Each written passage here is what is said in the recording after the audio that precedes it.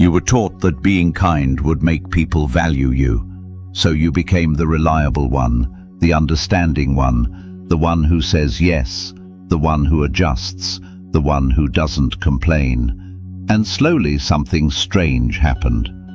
The more available you became, the less respected you felt. People interrupted you. They assumed you'd handle it. They expected you to sacrifice your time. They got comfortable crossing your lines, and you told yourself, "It's fine, I'm just being a good person." But deep down, it didn't feel fine. There's a quiet resentment that grows when you constantly override your own limits. Not loud, not dramatic, just a steady weight. You smile on the outside, but inside you feel unseen, taken for granted, replaceable. Here's the hard truth. Kindness without boundaries does not create respect. It creates convenience. When you are always available, you are rarely valued. When you never say no, your yes loses power. When you apologize for existing, people stop noticing your presence. This isn't about becoming cold, it's about becoming clear. You don't need to be less kind. You need to stop betraying yourself in the name of kindness.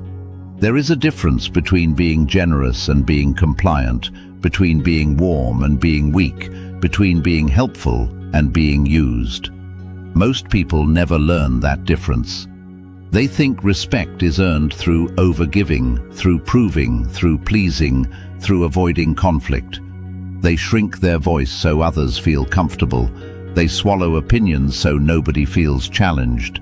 They trade honesty for harmony. But harmony built on self-erasure is not peace. It is quiet self-abandonment, and people can feel it. Respect is not about how much you give. It is about how solid you stand. When your words are measured, when your tone is steady, when your limits are visible, when your no does not tremble, something shifts. People lean in differently. They speak to you differently. They think twice before crossing you, not because you became aggressive, but because you became grounded. In this audiobook, you are going to learn something most people never practice. How to remain kind while being unshakable. How to speak calmly without sounding uncertain. How to say no without guilt. How to set boundaries early instead of exploding later. How to stop explaining yourself to people who never asked you to. You will learn how to detach from the need to be liked, because being liked and being respected are not the same currency. One makes you socially comfortable, the other makes you powerful. There will be moments when you feel the urge to soften your words, to add an extra apology, to over-explain your decision, to say yes just to avoid tension. That urge is old conditioning. You are not here to eliminate kindness. You are here to upgrade it. Real strength is quiet. Real authority is calm. Real confidence does not beg for approval. Imagine walking into a room and not needing to impress anyone. Imagine saying, "That doesn't work for me," without your heart racing. Imagine holding eye contact after you speak instead of looking down. Imagine helping people because you choose to, not because you're afraid not to. That is what changes everything. You can be warm without being walked over. You can be generous without being drained. You can care deeply without collapsing your standards. The world does not respect unlimited access. It respects clear limits. Over the next hour, you will reshape how you show up in conversations, in relationships, at work, in your own mind. You will notice the small habits that quietly reduce your presence, and you will replace them with behaviors that signal stability. This is not about dominance, it is about self-respect. Because once you respect your own time, your own space, your own energy, others begin to adjust automatically. They don't respond to your kindness, they respond to your certainty. And certainty comes from knowing where you stand. So if you have ever felt overlooked, if you have ever said yes when you meant no, if you have ever felt exhausted from being the good one, this is where that pattern ends. You don't need to harden your heart. You need to strengthen your spine. Stay with me.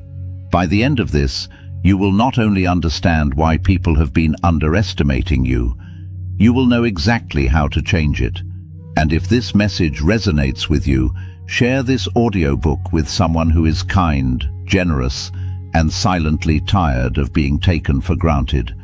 Because kindness is powerful, but only when it stands on boundary. Chapter 1. The Hidden Cost of Being Too Nice. There is a moment most people never talk about. It happens after you agree to something you didn't want to do. You smile, you nod, you say, "Sure, no problem." Then you walk away feeling smaller, not angry, not explosive, just drained. That feeling is the hidden cost. Being too nice doesn't destroy you in dramatic ways. It erodes you quietly, a little at a time. Every time you silence your preference, every time you minimize your discomfort, every time you tell yourself it's not a big deal, it becomes a big deal, because every ignored boundary sends a message not to others first, but to you. It says, "My time is negotiable, my comfort is optional, my needs come last."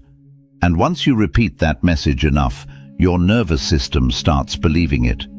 You begin to expect to be overlooked. You anticipate being interrupted. You assume your opinion carries less weight. You adjust before anyone even asks you to. That is the psychological tax of excessive kindness. Let me tell you about Daniel. Daniel was competent, reliable, the kind of employee every company says they appreciate. He stayed late, covered shifts, took on extra projects without complaint. If someone forgot something, Daniel handled it. At first, he was praised. Then something changed. He stopped being thanked and started being expected.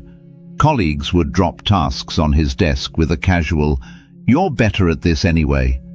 His manager assumed he would always pick up the slack.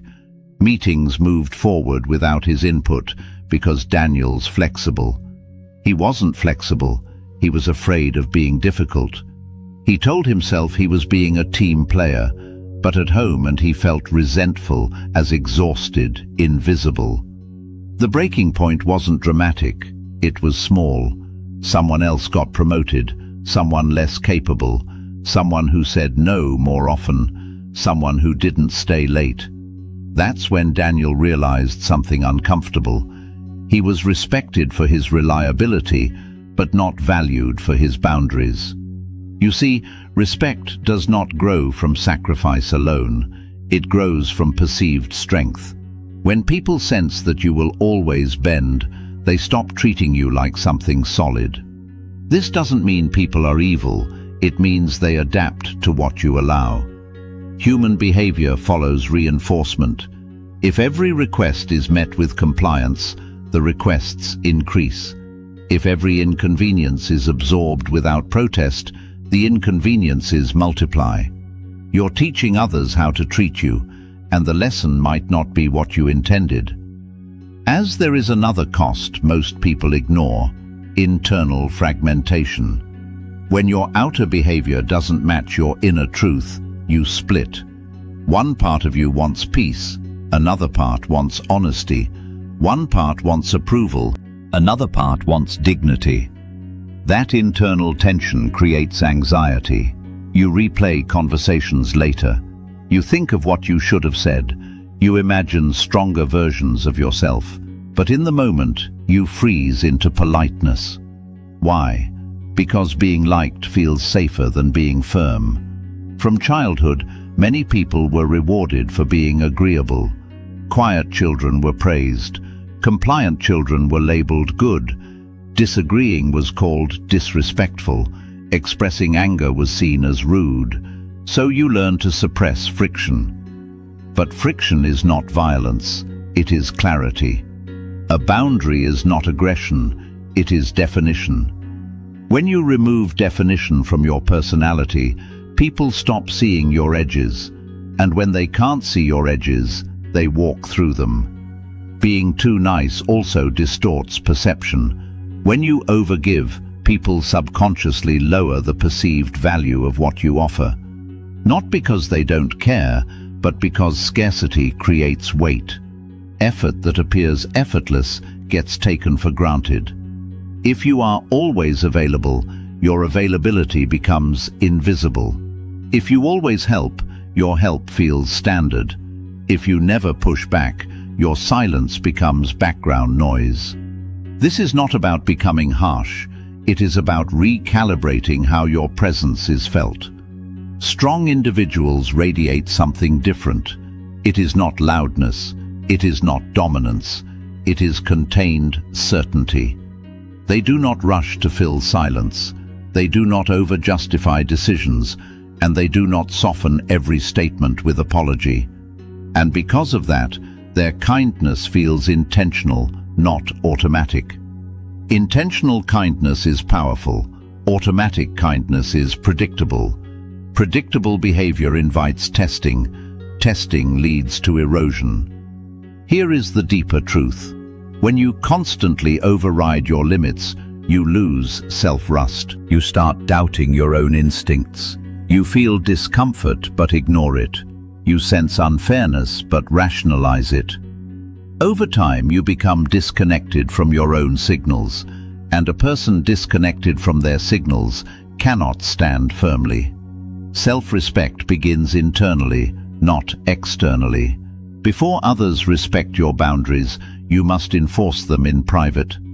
That means noticing the moment discomfort appears, the tightness in your chest, the hesitation before you say yes, the pause before you volunteer again. That pause is your wisdom speaking. Too often you silence it. The cost of being too nice is not that others take advantage. The cost is that you abandon yourself. And once self-abandonment becomes habitual, your confidence weakens. Confidence is built through alignment. When what you think, what you feel, and what you say match, your nervous system stabilizes, your posture changes, your voice steadies. But when you constantly edit yourself for comfort, your presence shrinks. This chapter is not about blaming your kindness. Kindness is strength, but strength without structure collapses. You're allowed to be generous and selective, warm and firm, supportive and unavailable. The hidden cost ends the moment you stop treating your own limits as optional. Ask yourself, where have I been saying yes out of fear? Where have I been apologizing for simply existing? Where have I been absorbing tension to keep the peace? Awareness is the first reclaiming of ground. From here forward, your goal is simple.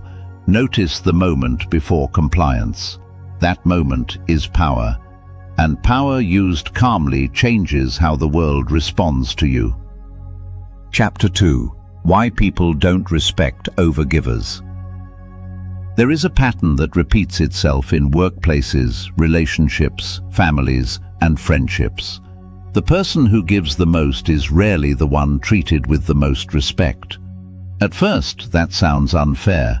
Shouldn't generosity earn admiration? Shouldn't helpfulness create value? In theory, yes. In reality, no. Because respect is not built on how much you give. It is built on how clearly you define your limits.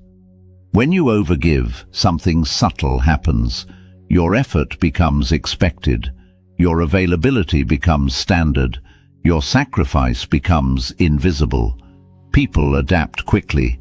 If you answer every call immediately, they stop appreciating the response time. If you always adjust your schedule, they stop asking if it works for you. If you never push back, they stop checking your boundaries. It is not cruelty, it is conditioning. Human beings respond to patterns, and overgiving creates a dangerous pattern: unlimited access. Unlimited access lowers perceived value. Think about anything in life that feels rare. It carries weight. It feels intentional. It demands respect. Now think about something always available, always there, always accessible. It fades into the background. The same rule applies to your time, your energy, and your emotional labor. When your help feels automatic, it loses impact. There is another layer most people miss. Overgiving often carries invisible tension. You might say yes with a smile, but internally you feel pressure, you feel the cost. That emotional friction leaks into your tone, your posture, your micro-expressions. People sense it. And when generosity feels strained instead of grounded, it doesn't command respect, it signals instability. Strong individuals give from choice, not obligation. There is a difference. Choice feels calm, obligation feels anxious. When you give because you're afraid of disappointing someone, your nervous system tightens. Your voice shifts slightly, your breathing changes. Even if you think you are hiding it, others detect the subtle signal you are not fully in control. Respect depends on perceived control. If someone senses that you cannot comfortably say no, they unconsciously place you lower in the hierarchy. Not because they dislike you, but because hierarchy is built on firmness. Let me tell you about Maya. Maya was the emotional anchor in her friend group. If someone had a problem, they called her. If someone needed advice, she listened for hours while she rearranged her schedule to support birthdays, events, last-minute crises. She believed loyalty meant availability. Over time, something shifted. Her calls were no longer urgent, they were expected. Her time was no longer requested. It was assumed when she tried to say she was tired.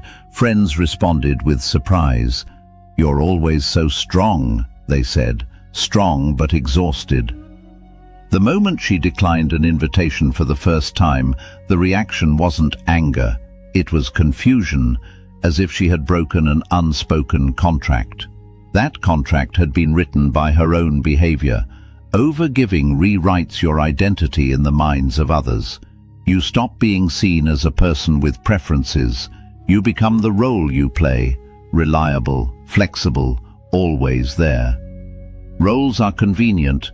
People respect individuals. They rely on roles. If you want respect, you must step out of the role. Another truth: overgiving reduces tension, and tension is necessary for boundaries. When you eliminate all friction, you eliminate all definition. Think of a leader who never disagrees, never challenges, never says no. They might be liked, but they are not feared. And without a certain level of perceived firmness, authority dissolves.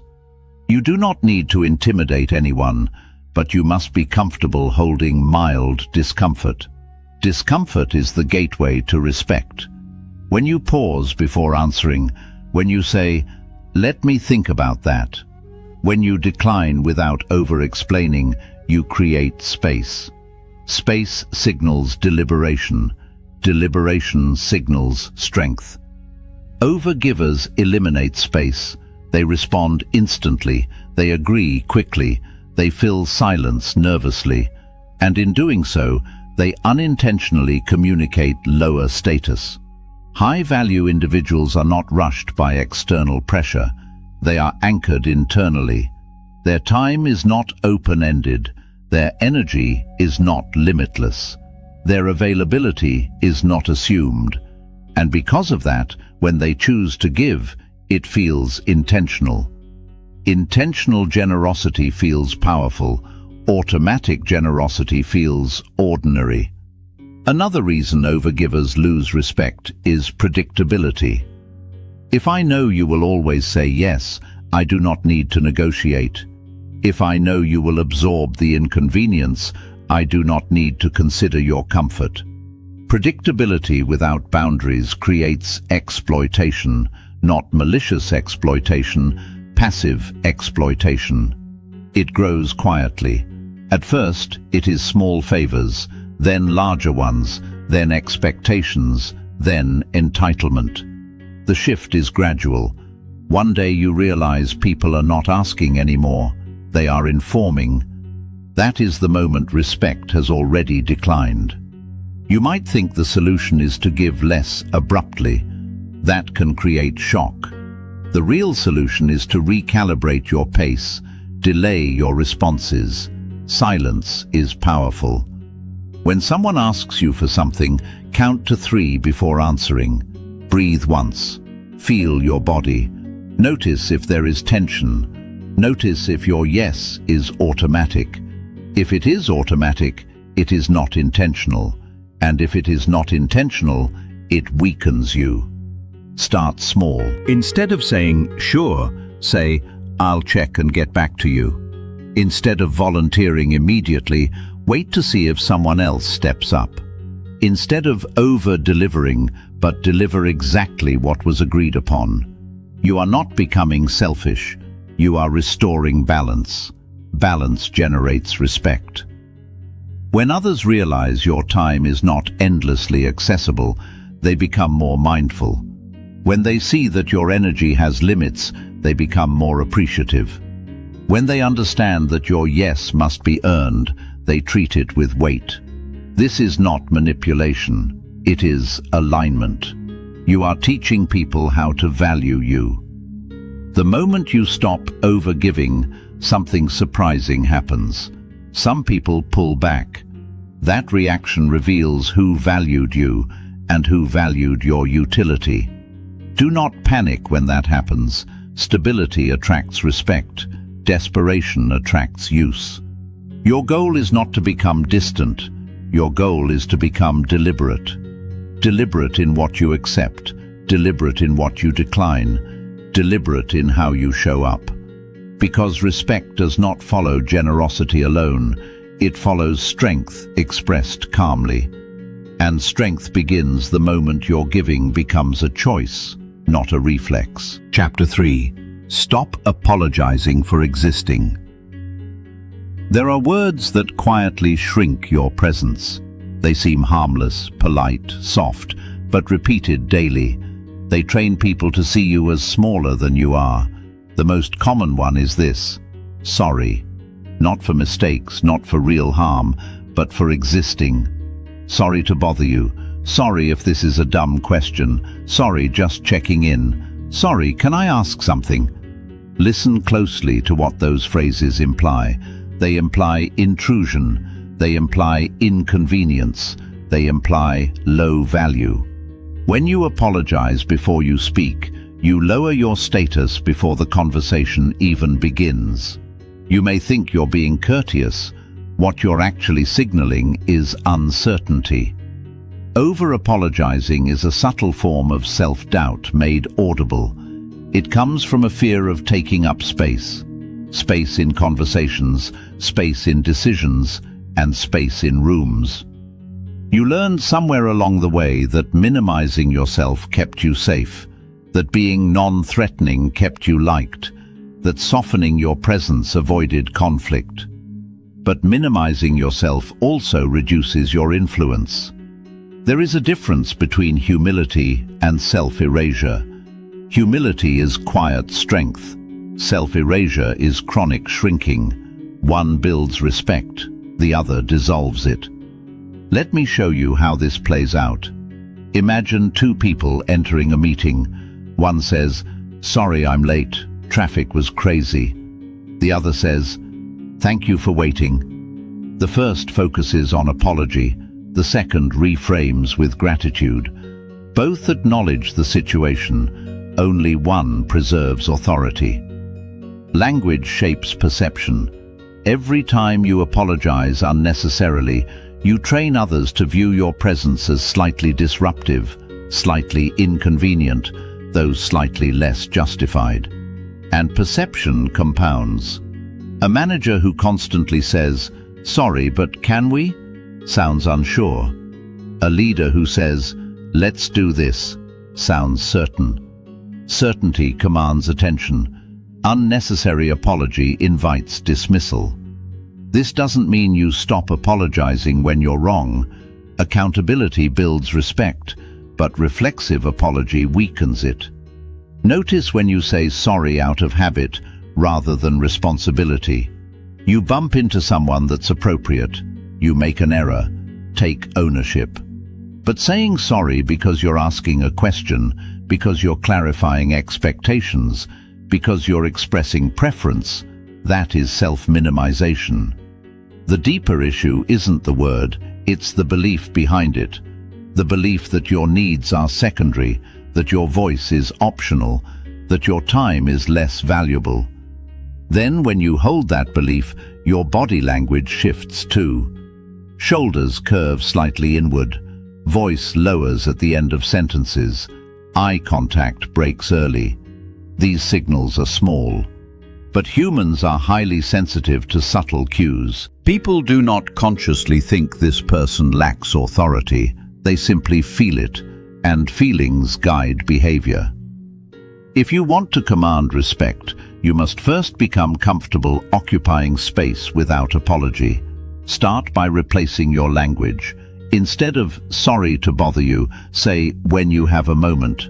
Instead of "sorry, just checking in," say "following up on this." Instead of "sorry if this is stupid," say "here's a thought." Short, direct, neutral. Notice something important. Neutral language feels stronger than emotional language. When you over-soften, you leak emotional energy, and you ask for permission before stating reality. Strong communicators do not ask permission to exist. They state, they pause, they let the words stand. There is also a psychological trap tied to over-apologizing, guilt conditioning. If you apologize constantly, you begin to feel guilty even when you've done nothing wrong. You internalize responsibility for others' reactions. Someone seems upset, you apologize. Someone looks stressed, you assume it's you. Someone disagrees, you soften your stance. This creates instability. When you take responsibility for everything, you lose clarity about what is actually yours. Respect requires clarity. You must know what is your fault and what is not. You must know when to stand firm and when to correct yourself. If everything triggers an apology, nothing feels solid. Here is a powerful exercise. Then, for the next 24 hours, track every time you say sorry.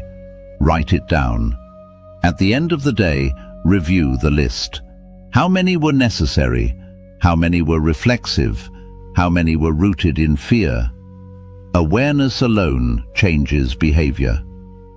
The second step is tolerance. When you stop apologizing reflexively, you will feel discomfort. Silence will feel longer. Requests will feel heavier. You may worry you sound cold. That discomfort is growth. You're expanding your tolerance for occupying space. Strong presence is built through tolerating mild social tension without collapsing. You do not need to be aggressive. You need to be steady. Steady voice, steady eye contact, steady breathing. If someone reacts negatively because you didn't cushion your words with apology, observe their reaction without absorbing it. Their discomfort does not mean you are wrong. It simply means the dynamic shifted. And shifts create friction before stability returns. Over time, something remarkable happens. When you remove unnecessary apologies, your speech becomes cleaner, more precise, more deliberate. Your words carry weight. You stop rushing to fill silence. You stop explaining yourself unnecessarily. You begin speaking in statements rather than permissions. I need this done by Friday. That doesn't work for me. I disagree. Simple sentences, no apology attached. When used calmly, they transform how others respond, because underneath language is posture, and underneath posture is belief. When you believe your presence is legitimate, so your communication changes automatically. You no longer ask to be heard, you assume you will be, and that assumption shifts everything. This chapter is not about hardening your tone. It is about removing the habit of shrinking. Every unnecessary apology is a micro-withdrawal from your authority. Stop withdrawing. Your voice does not need permission, it needs stability. And stability begins the moment you stop apologizing for taking up space. Chapter 4. Learn to say no without explaining. There is a specific moment that reveals whether you command respect or quietly surrender it. It is the moment after you say no. For many people, the word leaves their mouth and a panic follows, so they begin to explain. I can't because I'm really busy. I would, but I have so much going on. I wish I could, but maybe next time. I'm sorry. I just notice what's happening. The no is spoken. Then it is diluted. Explanation often comes from fear. Fear of being misunderstood, fear of seeming rude, fear of disappointing someone, fear of losing approval. But here is the uncomfortable truth. The more you explain your no, the less solid it sounds. Explanation invites negotiation. When you give reasons, you hand the other person material to argue with. I'm busy. Okay, but this will only take 5 minutes. I have a lot going on. Everyone does. This is important. I'm tired. Just push through. Now you are trapped in defense. You are no longer setting a boundary. You are justifying your existence. Strong boundaries are not debates. They are statements. There is a powerful difference between these two sentences. I can't help this weekend because I'm overwhelmed and I've had a long week and I really need rest and I'm not available this weekend. Both communicate the same outcome, only one invites negotiation. When you over-explain, you signal uncertainty. When you speak briefly, you signal finality. This does not mean you become robotic or cold. It means you trust that your decision is enough. If someone asks you to stay late at work, try this. That won't work for me today.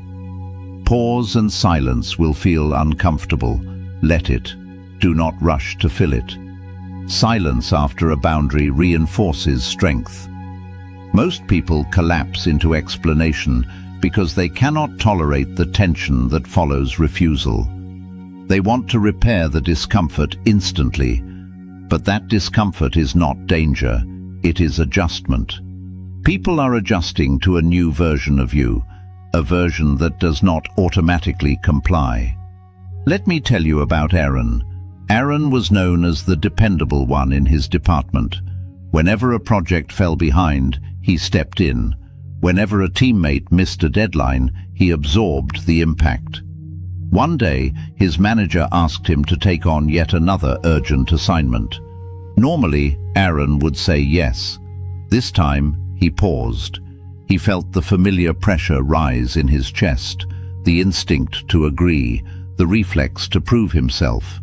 Instead, he said calmly, I can't take that on right now. Silence. His manager stared for a moment. Aaron resisted the urge to explain. He didn't mention workload. He didn't justify. The manager nodded slowly. Okay, I'll reassign it. That was it.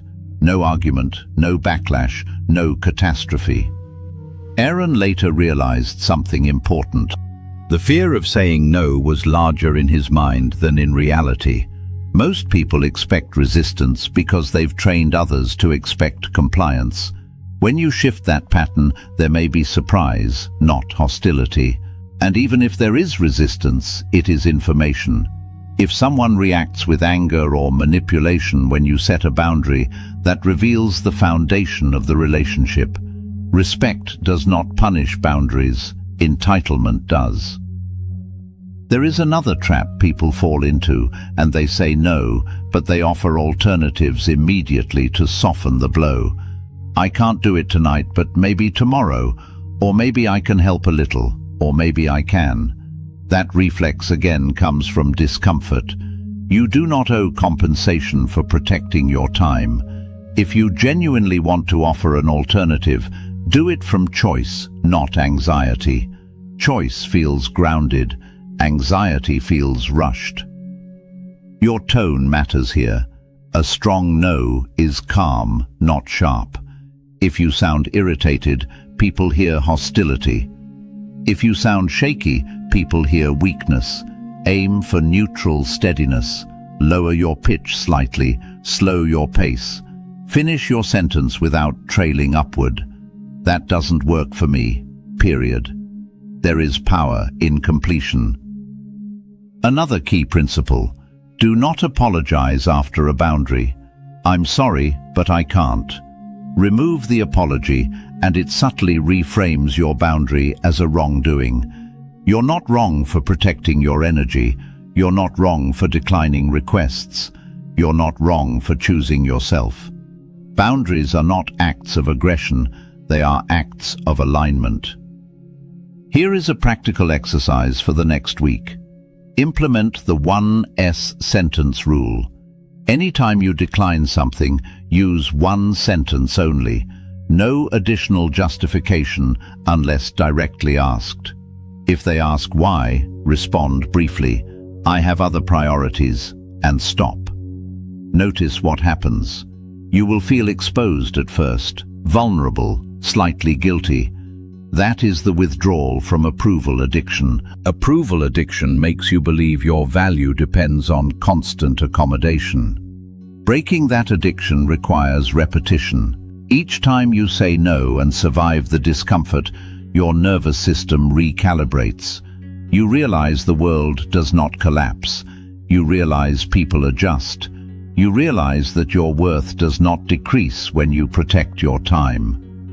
Over time, something shifts internally. You stop seeing no as rejection. You start seeing it as selection. You are selecting where your energy goes. You are selecting how your time is used. You are selecting the standards you operate by. Selection signals authority. Authority creates respect. Remember this: people do not respect those who never refuse. They rely on them. Reliance is not the same as respect. Respect requires edges, and edges are visible when you can say no without explanation, without apology, without emotional collapse. Your no is not a weapon, it is a boundary line. Speak it clearly, hold it calmly, let it stand, and watch how differently the world begins to respond. Chapter 5. Set boundaries early. Most people don't struggle with boundaries because they don't believe in them. They struggle because they set them too late. They wait until they're exhausted. They wait until they're irritated. They wait until resentment has already built up. And by that point, the boundary doesn't come out calm, it comes out emotional. When boundaries are delayed, they feel like attacks. When boundaries are early, they feel like clarity. This is where many kind people sabotage themselves. At the beginning of a relationship, a job, a friendship, a collaboration, they say yes to everything. They want to seem cooperative, easygoing, supportive, so they overextend. They respond to messages instantly. They adjust schedules without question. They tolerate small inconveniences. Those small concessions become the standard. Then, months later, when they finally try to pull back, it feels dramatic. Why are you suddenly distant? You never had a problem before. What changed? Nothing changed. You just reached your limit. But because the limit was never communicated early, it now feels like a personality shift instead of a healthy adjustment. Boundaries set early prevent emotional explosions later. Clarity at the beginning protects respect at the end. Think about any strong leader you've encountered. They don't wait until they're angry to clarify expectations. They define them up front. This is the deadline. This is how we communicate. This is what I'm available for. There's no hostility in those statements, just definition. Definition reduces confusion. Confusion invites overreach. If you never clarify what works for you, People will test what they can get away with, not always consciously, but human nature explores open space. If there is no visible edge, the boundary does not exist. Let's look at relationships. In the early stages, people often ignore red flags to maintain harmony. A friend consistently cancels plans last minute. A partner interrupts frequently. A co-worker sends messages late at night. Instead of addressing it immediately, you tell yourself it's not a big deal, but it becomes one. Each unaddressed pattern reinforces itself. By the time you speak up, the behavior feels normal to the other person. Now you're not just setting a boundary, you're breaking a routine. Breaking routines creates friction. That friction feels heavier than it would have if you had addressed it early. Early boundaries are light, late boundaries are heavy. Imagine starting a new job and saying calmly, "I don't check emails after 7 p.m., but I'll respond first thing in the morning." That's clear. No anger, no defensiveness, just structure.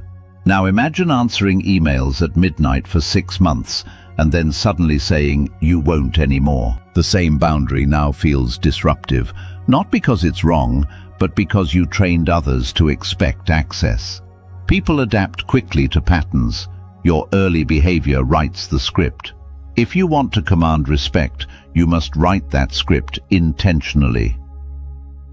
There is another benefit to early boundaries. They filter people. Strong individuals respect clarity. Those who push back aggressively at reasonable boundaries reveal their mindset early. That information is valuable. It saves you time. It prevents deeper entanglement with people who only value convenience. Setting boundaries early also reduces internal stress. When expectations are clear, you don't constantly anticipate conflict. You don't overthink messages. You don't rehearse conversations in your head. You operate from structure. Structure creates stability, and stability is attractive. Here is the practical shift.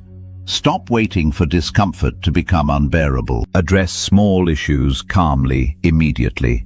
If someone interrupts you repeatedly, say, "Let me finish." Simple. If someone consistently shows up late, say, "I need us to start on time." Direct.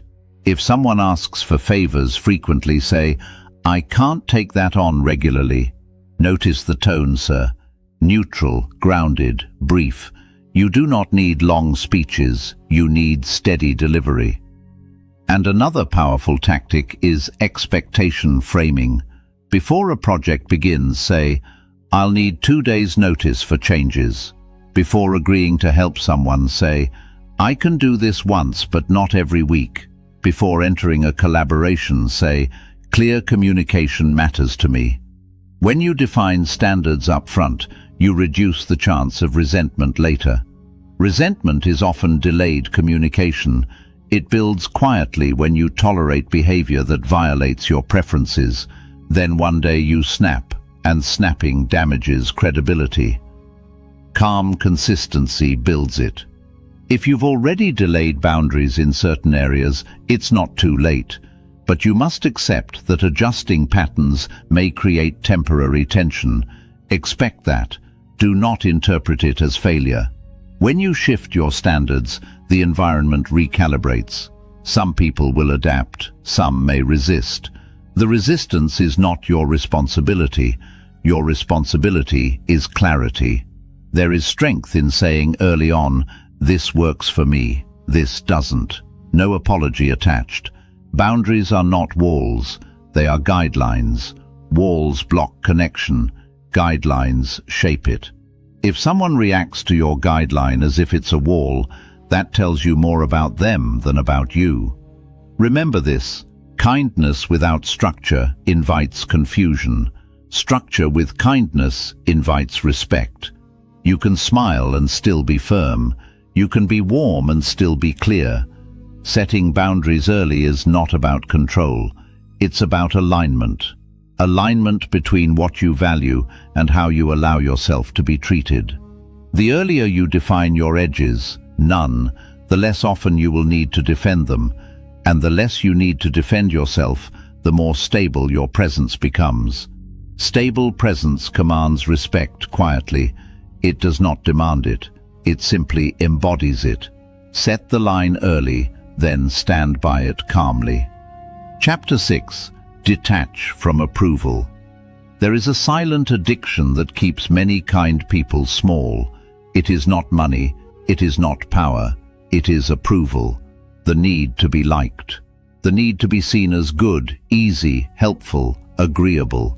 Approval feels safe. When people smile at you, when they thank you, when they say you're so nice, your nervous system relaxes. You feel accepted, included, secure. But approval is unstable. It depends on others' moods, on their expectations, on their comfort. And if your behavior is constantly adjusted to maintain approval, you lose internal stability. You begin to scan rooms before you speak. You monitor faces for reactions. You soften opinions to avoid tension. This is not kindness, it is hypervigilance. Approval-driven behavior creates a fragile identity because the moment someone disapproves, you feel shaken. A raised eyebrow feels like rejection. Silence feels like judgment. Disagreement feels like danger. So you adapt again. You shrink your stance, you change your tone, you apologize, and the cycle continues. Here is the reality most people avoid. If you want to command respect, you must tolerate being disliked occasionally. Not hated, not feared, but misunderstood at times. When you say no, when you enforce standards, when you speak directly, some people will feel uncomfortable. That discomfort does not mean you are wrong. It means you are no longer performing. There is a powerful difference between connection and approval. Connection is mutual. Approval is hierarchical. When you chase approval, you place yourself beneath others' judgment. When you prioritize connection, since you show up authentically and allow others to respond however they choose. Approval addiction often starts early.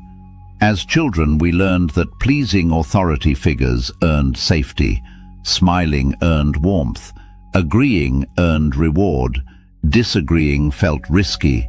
That conditioning can follow you into adulthood. You may find yourself over-explaining to bosses, over-accommodating friends, softening your tone with strong personalities, not because you lack strength, but because your nervous system equates disapproval with danger. The first step in detaching from approval is awareness. Notice how often you adjust yourself to avoid discomfort. Do you change opinions depending on who is in the room? Do you hesitate to express disagreement? Do you feel anxious after asserting a boundary? That anxiety is withdrawal from approval dependency. His withdrawal is uncomfortable, but it is necessary. Let me tell you about Elena. Elena was charismatic and well-liked. Everyone described her as sweet. She avoided conflict at all costs. If two people argued, she mediated. If someone criticized her, she absorbed it quietly. One day, during a team meeting, a colleague dismissed her idea without consideration. Normally, she would smile and move on. This time, she paused. She felt the urge to retreat, to protect the image of being easygoing. Instead, she said calmly, "I'd like to finish my point." Silence. Her heart raced. She expected tension, but something else happened. The room shifted. People leaned in. The colleague nodded. Elena finished her thought. Later, several co-workers told her they respected how she handled it. That moment was not loud, it was steady, since steadiness commands respect more than charm ever will. Approval often rewards compliance. Respect rewards consistency. If your behavior shifts based on who is watching, people sense instability. But if your tone remains grounded regardless of reaction, people sense strength. Strength does not beg to be liked. it simply exists. Here is a practical method to weaken approval addiction. Deliberately practice mild social discomfort. Express a preference that differs from the group. Decline an invitation without offering an elaborate excuse. State your opinion without cushioning it with humor. Then observe the outcome. Notice that nothing catastrophic happens. Your nervous system will calm faster each time. Another important shift: separate being disliked from being disrespected. So someone can dislike your boundary and still respect you. In fact, sometimes respect grows precisely because you held the boundary. Approval is emotional. Respect is structural. Approval feels warm. Respect feels solid. Warmth without solidity fades. Solidity without warmth intimidates. The balance is calm conviction. You can smile and still disagree. You can remain polite and still refuse. You can be generous and still selective. When you stop chasing approval, your decisions become cleaner. You choose based on alignment, not reaction. You speak because it's true, not because it will be praised. You decline because it protects your energy, not because it will be understood. And here is the paradox. When you stop needing approval, you often receive more of it, because confidence is attractive. Stability is calming. People trust those who are not constantly adjusting themselves. They feel safer around someone who stands firmly. Detachment from approval does not mean becoming indifferent. It means becoming anchored. Anchored in your values, anchored in your limits, anchored in your voice. When you are anchored, reactions no longer dictate your behavior. They become information, not instruction. If someone approves, you remain steady. If someone disapproves, you remain steady. That steadiness changes how people relate to you. You stop being the person who tries to please everyone. You become the person who is clear about who they are. And clarity commands respect. Let go of the need to be universally liked. It is an impossible goal.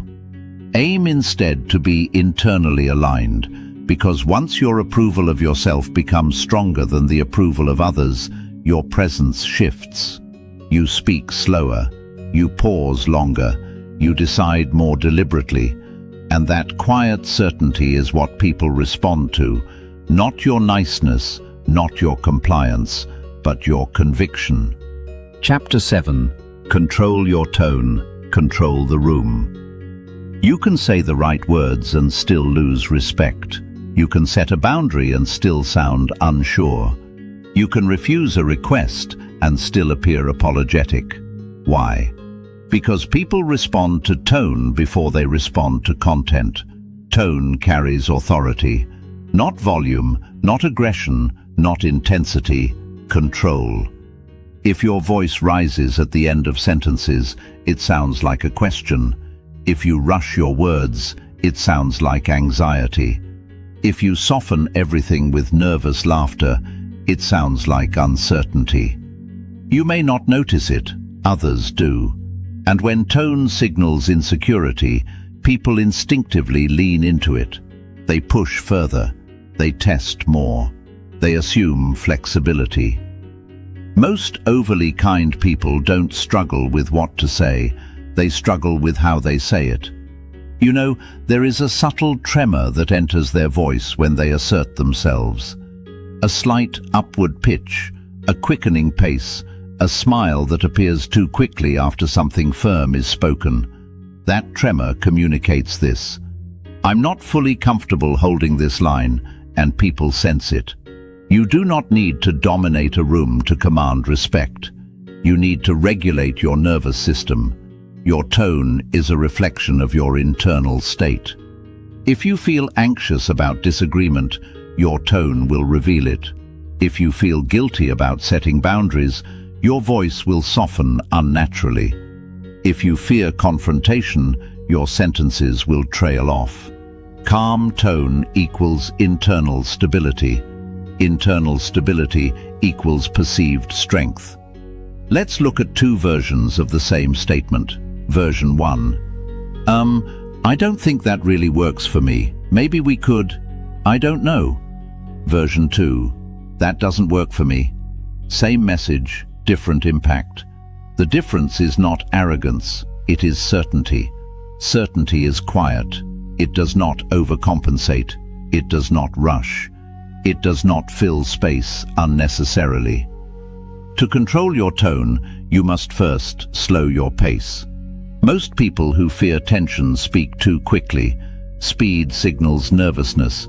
Deliberate speech signals control. Slow down by 10%. Pause between sentences. Allow silence to exist without panic. Silence, when held calmly, increases your perceived authority.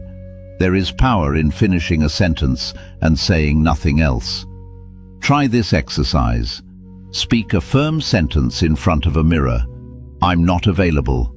Now say it again, but slower. Lower your pitch slightly. Let your shoulders drop. Maintain eye contact with your reflection. Notice the difference in how it feels. Tone is not about being intimidating, it is about being anchored. Another critical element is vocal pitch. Higher pitch often communicates excitement or nervousness. Lower pitch communicates steadiness. You do not need to artificially deepen your voice. You simply need to breathe before speaking. When you breathe from your diaphragm instead of your chest, your tone naturally stabilizes. Shallow breathing equals shallow tone. Deep breathing equals grounded delivery. Body posture also affects tone. If your shoulders are collapsed and your chin is lowered, your voice compresses. If your posture is upright, your words project naturally. You don't need to stand rigidly, you need alignment. Spine straight, shoulders relaxed, chin level. This posture sends a signal to your own nervous system. Stable. When your body is stable, your voice follows. There is another trap many kind people fall into. They smile constantly while delivering boundaries. A slight smile is fine, but smiling excessively when saying something firm dilutes the message. It subconsciously signals that you are softening the boundary to avoid discomfort. Practice a neutral expression, not cold, not stern, just neutral. Neutral expression with steady tone is powerful. Now consider eye contact. When you finish a firm statement, most people look away immediately. Looking away signals retreat. Instead, hold eye contact for 2 seconds after you finish speaking. 2 seconds feels long. That is why it works. Holding eye contact communicates that you stand by what you said. It does not require words. It reinforces authority non-verbally. Here's an example. Someone interrupts you mid-sentence. Instead of raising your voice, say calmly, "Let me finish." Then maintain eye contact. No anger, no extra explanation. The room will adjust. When your tone remains even, people perceive confidence. When your tone fluctuates nervously, they perceive flexibility. Flexibility is useful, but excessive flexibility dissolves respect. Calm tone also prevents escalation.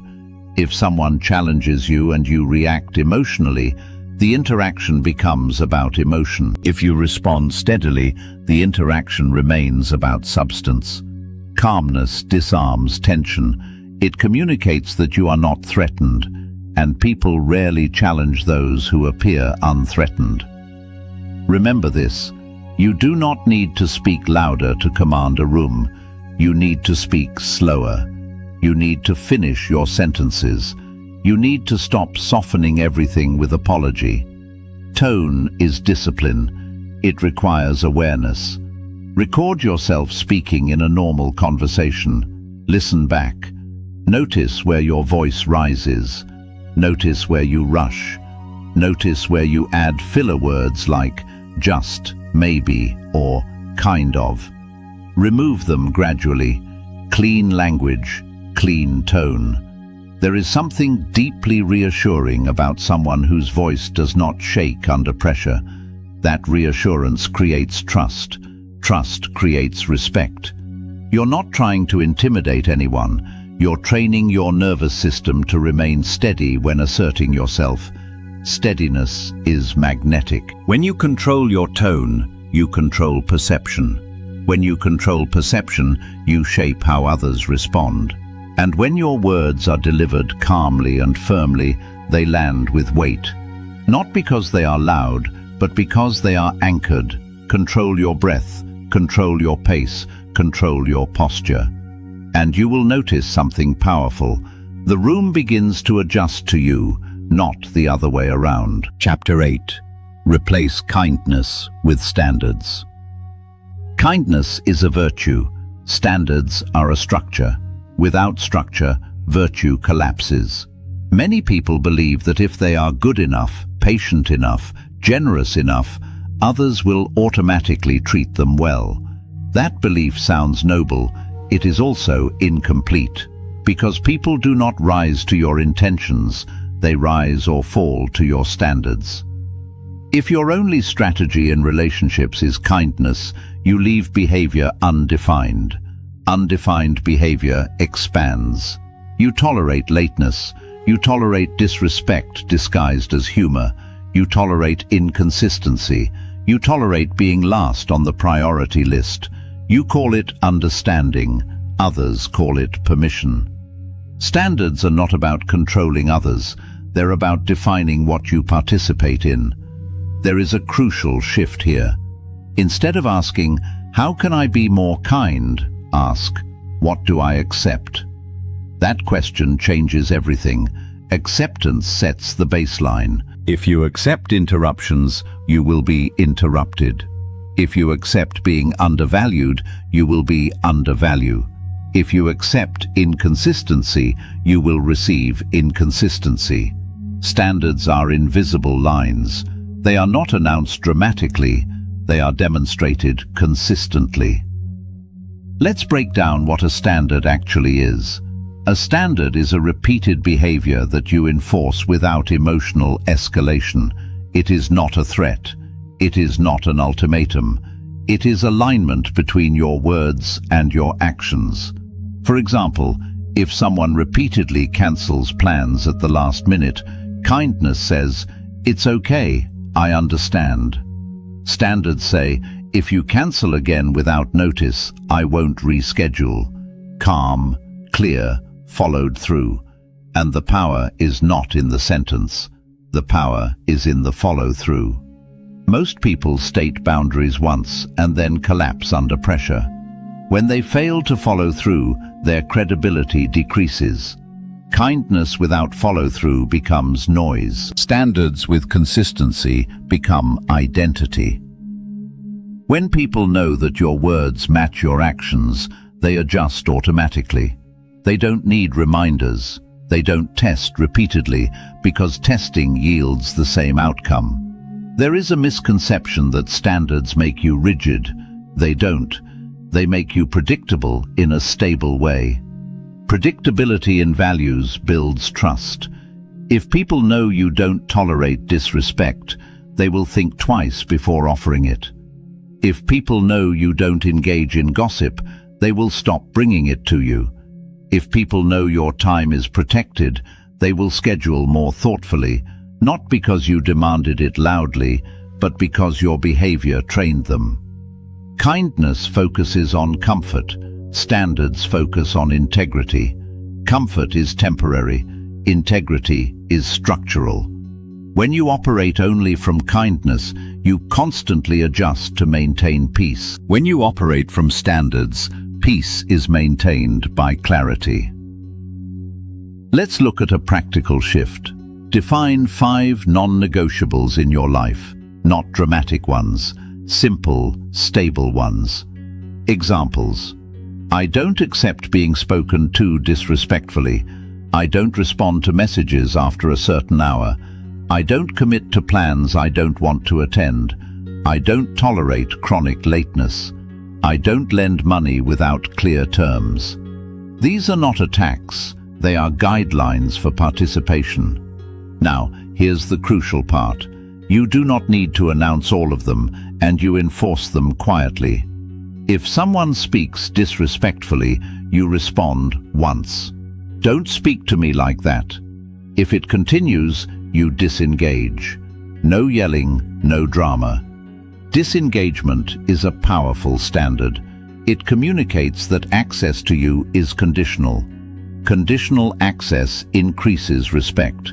Unlimited access decreases it.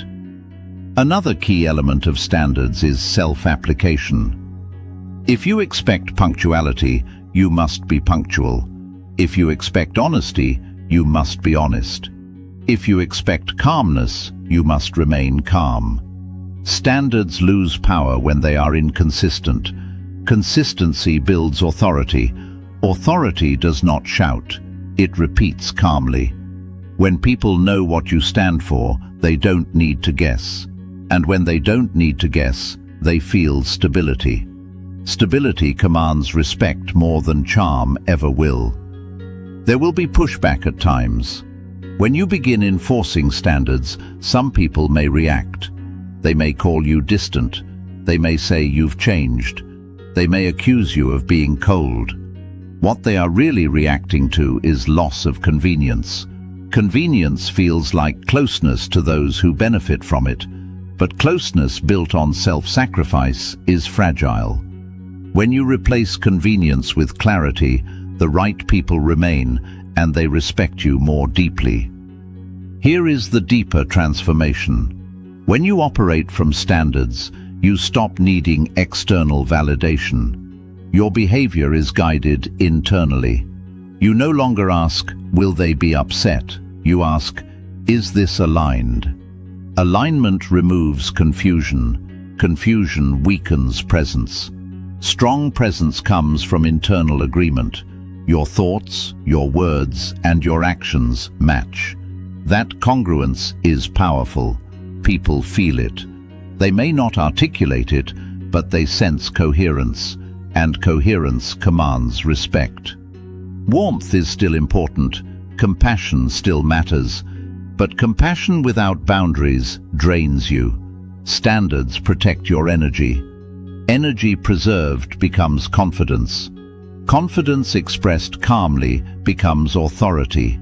Authority expressed consistently becomes respect. You do not need to harden your personality. You need to solidify your principles. Kindness should be intentional. Standards should be non-negotiable. When both coexist, you become steady. Steady people are not pushed around. They are not easily manipulated. They are not constantly explaining themselves. They move deliberately.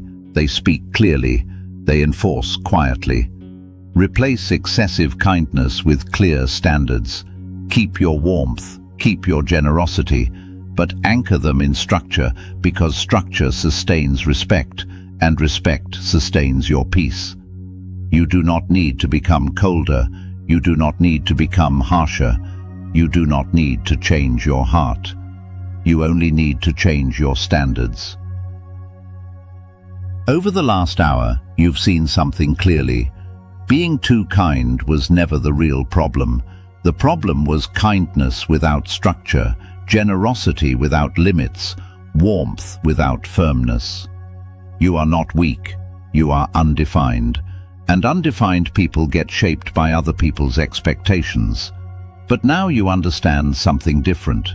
Respect is not granted because you sacrifice, it is granted because you stand. When your no is steady, when your tone is calm, when your time is protected, when your words match your actions, something shifts. People adjust. They don't always announce it, but they feel it. They feel the edges. They feel the clarity. They feel that access to you is intentional, not automatic, and that changes how they approach you. This transformation is not dramatic. You won't wake up tomorrow as a different personality. It's subtle. It begins in micro moments. The pause before you say yes, the silence after you state a boundary, the refusal to apologize unnecessarily, the choice to hold eye contact instead of looking away. Small adjustments repeated consistently. That's how identity changes. Here is what will happen next. Some people will respect you more immediately. They will sense the steadiness. Others may feel uncomfortable. They may say, "You've changed." You have. You stopped overcompensating. You stopped over-explaining. You stopped overgiving. And if someone only valued you for your availability, they may react. Let them. Respect built on convenience was never stable. The right people do not fear your standards. They align with them. Remember this distinction clearly. You are not becoming less kind. You are becoming selective. Selective with your time, selective with your energy, selective with your yes. Your yes should feel powerful. If you say yes to everything, it becomes weightless. But when your yes is earned, it carries impact. That is authority. Authority does not shout. Authority does not rush. Authority does not chase approval. Authority stands calmly in its decisions. And calmness is your final layer. Not softness, not reactivity. Calm. When someone pressures you, breathe. When someone challenges you, slow down. When someone tries to guilt you, stay level. Calm is what separates strength from aggression. Aggression tries to overpower. Calm simply refuses to move. You do not need to convince anyone of your worth. You demonstrate it through alignment. From this point forward, operate by a simple rule. If it violates your standards, it does not get access to you. No drama, no announcement, just alignment. And here's something powerful to understand. When you respect yourself consistently, your nervous system stabilizes. You stop second-guessing conversations. You stop replaying what you should have said. You stop feeling drained after every interaction because you are no longer betraying yourself in small ways. Self-respect creates internal peace, and internal peace creates external presence. Presence commands respect more than effort ever will. This is not about controlling others. It is about controlling yourself, your tone, your pace, your reactions, your access. You're responsible for your boundaries. Others are responsible for how they respond to them. Once you truly accept that, fear fades. The fear of disappointing people, the fear of conflict, the fear of not being liked. You will still feel discomfort at times. That's natural. Growth always feels unfamiliar before it feels powerful. But the discomfort of standing firm is far lighter than the exhaustion of constant self-betrayal. Choose your discomfort wisely. Temporary tension or chronic resentment. You now know the difference, and you now know the solution. Clarity, boundaries, standards, calmness. Practice them daily, not dramatically, quietly, steadily. And over time, something remarkable will happen. You will walk into rooms differently. You will speak differently. You will respond differently. And people will sense it before you even say a word. Because respect is not requested, it is radiated. If this message resonated with you, share this audiobook with someone who is kind, generous, and silently tired of being underestimated. Someone who gives too much, someone who apologizes too often, someone who deserves to stand taller, because kindness is powerful. But only when it stands on structure. And now you have that structure. Stay steady, stay clear, and never shrink again.